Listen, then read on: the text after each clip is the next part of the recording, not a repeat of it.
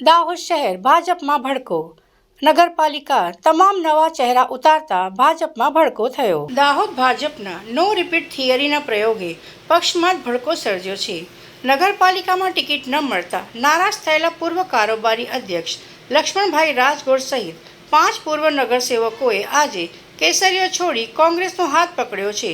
કોંગ્રેસમાં જોડાનારા નેતાઓમાં લક્ષ્મણ રાજગોર ઉપરાંત અહેમદ ચાંદ, માસુમાબેન ગરબાડાવાલા, અશ્વથબેન દલાલ અને કિંજલબેન પરમારનો સમાવેશ થાય છે. મહત્વનું છે કે આ નારાજ નેતાઓને મનાવવા માટે ભાજપના મોવડી મંડળ દ્વારા એડી ચોટીનું જોર લગાવવામાં આવ્યું હતું, પરંતુ મનામણાના તમામ પ્રયાસો નિષ્ફળ રહ્યા હતા. આ નેતાઓ પોતાના વિશાળ સમર્થકો સાથે કોંગ્રેસમાં જોડાતા ભાજપના વોટ બેંકમાં મોટું ગાબડું પડવાની શક્યતા છે. હવે દાહોદમાં જંગ વધુ રસપ્રદ બન્યો છે. એક તરફ ભાજપના નવા ચહેરાઓ છે, બીજી તરફ ભાજપના જૂના અને અનુભવી નેતાઓ હવે કોંગ્રેસના બેનર હેઠળ ચૂંટણી લડશે.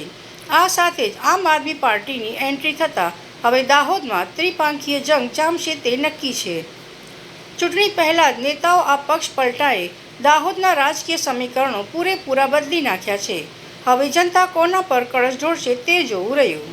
આજ રોજ કોંગ્રેસ પાર્ટીમાં વિધિવત પ્રવેશ કર્યો છે. નગરસેવક તરીકેની જે મારી કામગીરી છે એ ચાલુ રહેશે.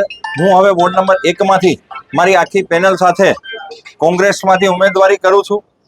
ગત રોજ મેં ભારતીય જનતા પાર્ટીમાંથી રાજીનામું આપ્યા પછી મારા વિસ્તારના તમામ લોકો, મારા પરિવારજનો અને બધા જોડે પરામર્શ કરતા લોકોની એક જ લાગણી હતી કે તમારે કોઈ પણ પક્ષમાં તમે આવો, અમને તમે જ જોઈએ, અમારો કાઉન્સિલર તમે જ હોવા જોઈએ. એ લાગણીને માન આપી અને આખા દાહોદનું નેતૃત્વ કરવા માટે ભારતીય રાષ્ટ્રીય કોંગ્રેસ પાર્ટીમાં જોડાયો છું.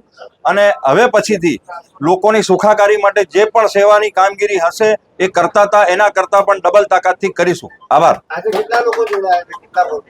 ભૂતપૂર્વ 7 કોર્પોરેટરો જોડાયા. નમસ્તે, હું માસુમા ગરબાડાવાલા. કાલે રાત્રે ભારતીય જનતા પાર્ટીના પ્રાથમિક સભ્ય પદેથી મેં મારું રાજીનામું આપ્યું છે અને આજે વિધિવત રીતે હું કોંગ્રેસ સાથે જોડાઈ છું.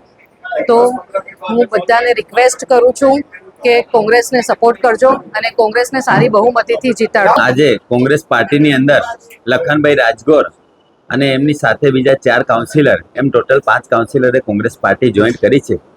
છેલ્લા 35 વર્ષથી દાહોદ શહેરની અંદર ભાજપનું શાસન છે, પરંતુ દાહોદ શહેરીજનો પીવાનું પાણી હોય, રખડતા ઢોર હોય, ગટરો હોય, સ્ટ્રીટ લાઇટ હોય, આવી બધી પ્રાથમિક સુવિધાઓથી ખૂબ જ દુઃખી હતા. એટલે અમે આવનાર દિવસોની અંદર કોંગ્રેસ પાર્ટીનું બોર્ડ બનશે. અમે સૌ સાથે મળીને કોંગ્રેસ પાર્ટીનું બોર્ડ બનાવશું અને દાહોદ શહેરીજનોની સેવા કરશું. અને જે પણ કાઉન્સિલરો હોય એમને અમે એફિડેવિટ પણ કરાવડાવવાના છે કે આવનાર દિવસમાં કોઈ પક્ષ પલટો ના કરે અને સૌ સાથે મળીને દાહોદ શહેરીજનોની સેવા કરશે.